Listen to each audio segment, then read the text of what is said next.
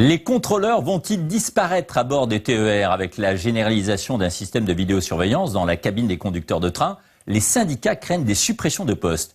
Une grève est déjà prévue en Auvergne dès demain. Peggy Lieudenot et Franck Hédard.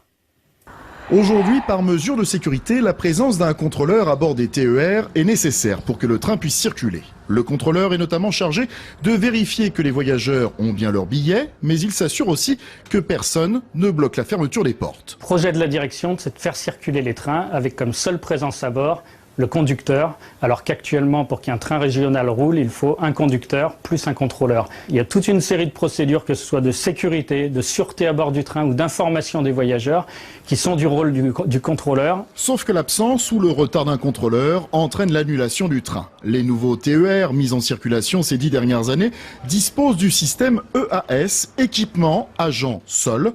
Grâce à des caméras de vidéosurveillance, le conducteur à bord peut assurer les missions du contrôleur. Des formations sont en cours. Les syndicats redoutent que cette mesure soit destinée à faire des économies au détriment de la sécurité des clients à la vie plutôt réservée.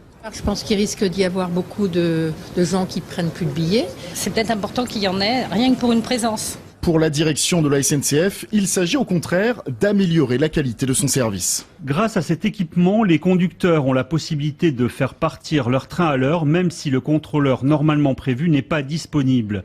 Cet équipement permet d'organiser différemment le travail des contrôleurs pour leur permettre de contrôler à plusieurs les trains les plus occupés.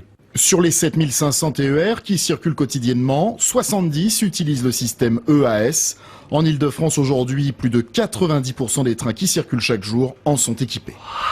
Et la question du jour a un rapport avec ce sujet. Êtes-vous favorable au remplacement des contrôleurs par des portiques d'accès sur le réseau TER? Et vous êtes plutôt contre pour l'instant, 63% de non contre 29% de oui.